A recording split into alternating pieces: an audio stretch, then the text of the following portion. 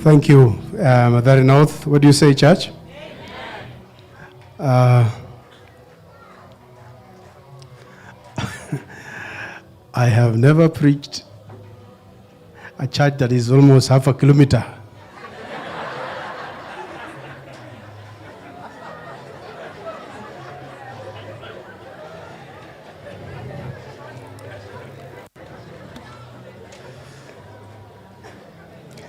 Happy Sabbath, Parklands.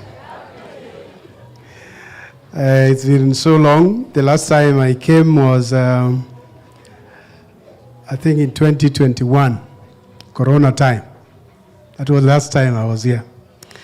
And I've never been back. I've been wondering, what did I do? You know, churches do not tell you off, but you will know in the manner in which they invite you that they have said a big no. Honestly, I don't know why, but I think I have an idea. When Beryl talked to me about this appointment, she said, Pastor, you're coming, but on condition that you preach a short sermon. So I get it. I get it. So you don't want long sermons. Because I don't like looking at the clock, and I'm seeing one right in front of my face.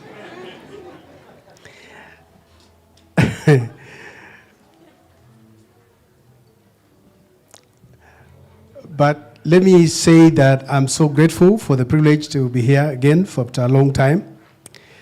I have never forgotten the fact that 25 years ago, I was your guest for camp meeting. Actually, your first camp meeting, I was your guest. And I have come back for one other camp meeting in Naivasha. I think that was around 2007 or thereabout. And I think today will be my last appointment with Parklands. Because if you can wait for almost 10 years to call me, it means the next time I'll be retired, I'll be gone. So I better say goodbye this time so that tusipoonana tuonane binguni. Yeah, but Parklands, I'm so proud of you. In fact, Pastor Lechena, let me say honestly, when I was thrown out of my other job and I was sent back home, I was praying for 2 churches. 2. And I said, Lord, if it pleases me, take me to one of these. And guess which churches those ones were? Yes, Parklands was one of them. And I'm happy that you got the best. You got the best. Pastor Lechana is a man I've known for a long time, a man of God. And I went to school with him, and I've worked with him. I know he's a man who loves young people and made our school, Karura School, to be what it is today. I don't want to say much, but Pastor understands what I mean. When God took him there, he turned one of the worst floods that was almost sweeping our school. Thank you, Pastor. Salute you. Salute you. The project, you call it Faith Project. Huh? Project Faith. Project Faith. I'm so excited. I've been following it quietly online. I keep checking, looking at it. I'm just sad that we didn't do it the way we had intended before. Initially, the elders of your church came to the conference and were requesting that we jointly do a project with the conference, which would have meant the next plot would have been part of this project. I don't know what went wrong, but I hope nobody will ever regret it. Sometimes good things come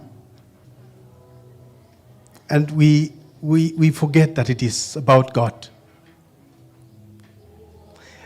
What that structure will do for years is to preach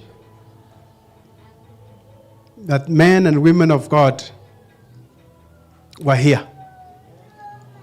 Your fingerprints will be all over that building. I want to challenge those who haven't done anything.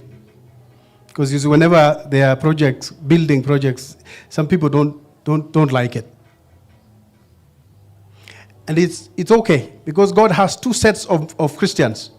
Christians who worship in such places without,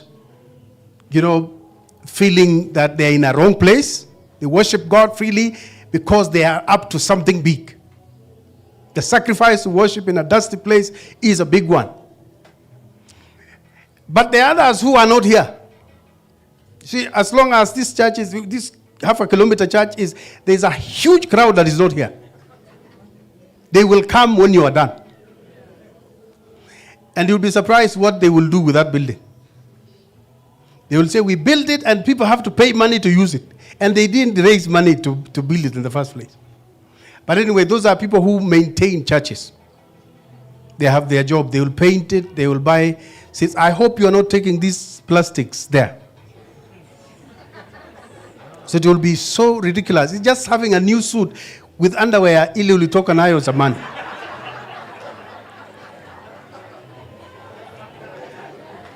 Make sure you donate this to this school or to the Sabbath school.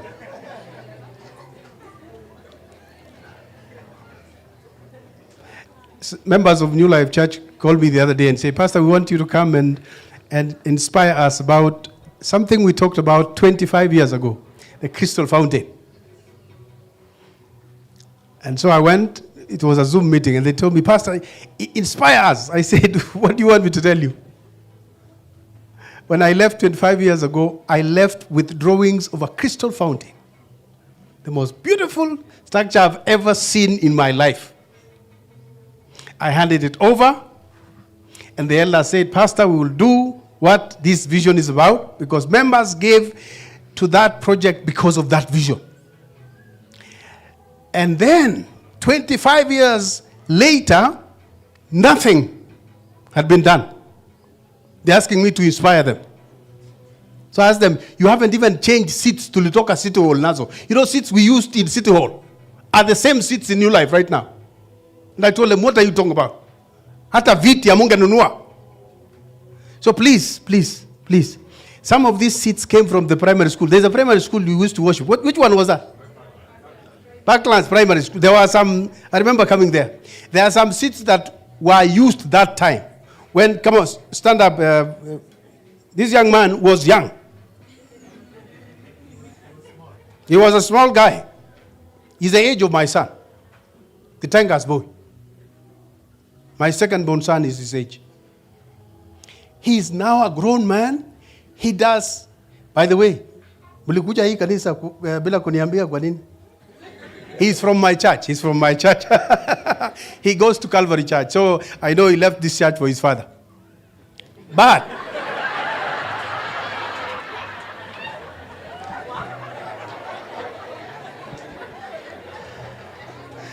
I mean, you grow up in a church since childhood. You want to age in a church. So you just move kidogo. Yeah, you move kidogo. Yeah. And we have one of the most exciting churches in town. We even dance. Naona mnajaribu amjekaribia. Sisi tuko mbele kiasi. That's where I am as a pastor. Greetings from Calvary Church. Do you receive them? Thank you very much. So allow me to preach, because the short time I was given, I hope you'll set it now when I start preaching. But please, what you have done is powerful. In fact, I was waiting to see the report, but I didn't see the building report. So the treasurer kept it aside. But what you have done is great work for God. There's one more stretch. Fatigue comes when people lose a vision. But just imagine what that church will do for this region. This region is the most unentered part of Nairobi. Westlands and Parklands, because of the Asian community. But I'm glad that we have one now who has come.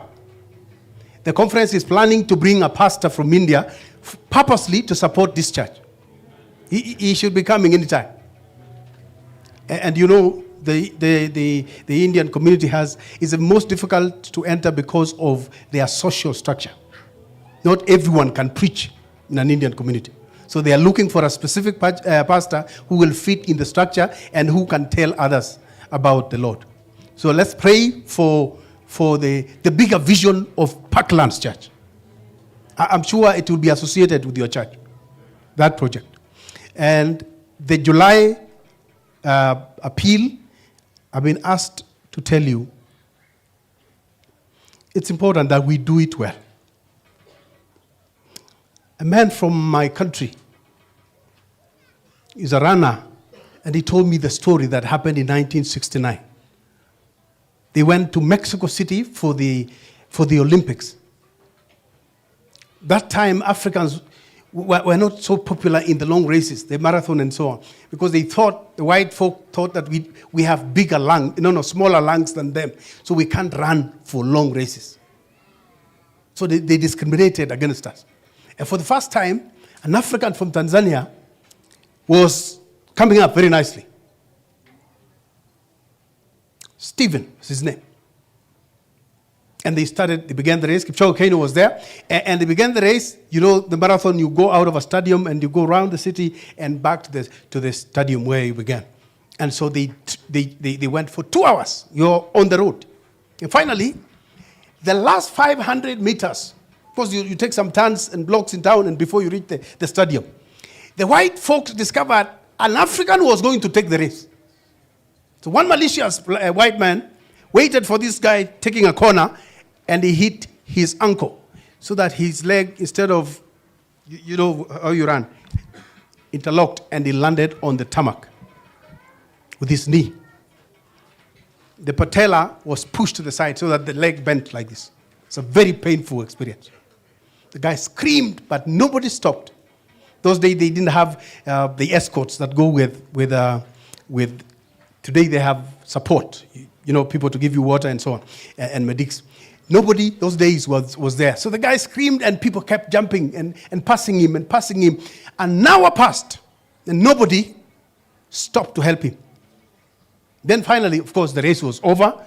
The winner was known and people were about to leave the stadium. But he said, I will not die here, because he was in pain, excruciating pain.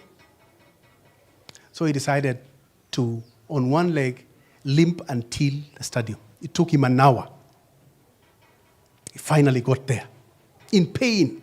He's almost going into shock. Then suddenly people notice somebody is coming. You see, you come through the entrance and then you take a round and then finally it's a stretch. They notice one more is there. And fortunately there was one media house that was still at the stadium. I don't know doing what. They just lazied around. And fortunately they were there. They were to catch this very important part of the race. And so cameras were set quickly and they came following him. He's screaming and he's limping on one leg like that until the finish line, and the guy collapsed. Collapsed because of shock. But Dix attended to him, and 30 minutes later the guy came to, and the press men were still there, the TV people. They were there with their cameras waiting for him. So when he got to, they asked him, why did you do that? He said, Kiswahili. He didn't understand English. So they had to look for somebody to interpret. They asked him, why did you do that? He said, look, I come from Tanzania, a country that has been run down by Ujamaa. In fact, they had to fundraise for me to come. And I want you to know that I came from Tanzania 12,000 miles away. I did not come here to begin the race. I came to finish the race. That's what I've done. And the newspaper's headlines changed. The last became the first. Because there was one man who knew the importance of finishing a race. Church, you have done so well. You've done so well. But this is a time when people give up. They give up. Just walk away. And imagine you are so close to moving there. And I hope you'll make it a ceremony, Pastor. Make it a ceremony and put a huge banner and say, we are crossing, we are going to Canaan. Like ODM, you'll go before ODM. So you cross over and go into that beautiful structure built for God. I pray that God will give you strength. And remember, there's a text in Galatians that say, do not be deceived. Paglas, do not be. God cannot be mocked. Whatsoever a man soweth, he shall surely reap. I like the Kalenjin translation. That's my mother tongue. Say, Magige Jehovah. Let me translate it. In Kisi, it is said, you don't ngongo nyasai. Kongongoria. You don't ngongoria nyasai. The Jaluo say, you don't ngongo. And I'm telling you the truth. Some people think this is a small thing. But I'm telling you, don't try it. Don't try. Don't. Because God's work has been one of the worst. In fact, we have no place to hide. Even right now, we are so embarrassed as a people of God because of the kind of things we do. The kind of things we do. And leave the name of God in the street, and some people have to drag it along. Let's not embarrass this great God. Let's do it like we began, with the energy, with the excitement, with the power that we did when we started. Do not try it. Don't try. God says, Aki nitawalipa. Itawalipa. Ukipanda utavuna. Ukipanda utavuna. When Central Church was building about 30 years ago, one man refused to contribute. Akaanza kujenga yake. So the church is being built and is building. And I know there are people building their own, and it's not a crime to build your own. But don't build your own at the expense of God's house. I can tell you, God will not take it kindly. That man built his house, na akaweka bedroom, 3rd floor. You can know what kind of people put bedrooms on that floor. There's one particular group of people in the world who like to sleep in the air. But he forgot to put the lift. Hakuweka lift ya kupanda ghorofa. He had a winding stair. You know, a winding stair, you go around like that to the 3rd floor. When he finished, the church was also finished. That you know what? He forgot to put a bedroom on the ground floor. Because as soon as he finished, his knees refused to work. Magoti ilikwama. You know, your knees iko na oil inafanya ndio ifanye kazi. Na ikakwama because oil ran out. He called us. Pastor of that time called me. I was in New Life. He tells me, Pastor, come. There's a member who needs some prayer. I said, oh, I'm so busy, but what is it? It was Pastor Njao. Akasema, iko mshiriki ana shida ya magoti. And I was keen to ask. And I found out. Ulikataa kujenga ya Mungu tukuombee, magoti imekwama. Me, I refused to go. You cannot ngongo nyasai. I'm telling you the truth. You can't do that. People think you can get away with it, but God's name is preached for years. You never know what you have done, Parklands, until you see that church in the full colors that are in the picture. And some people will stop and say, who are these? Because your fingerprints. Na sasa wanasema simiti moja. Hiyo mtashindwa watu wa Mungu. This is a Sabbath young professional. I would have easily converted this to tafute simiti sahi. I'm telling you. But we'll get time, another time.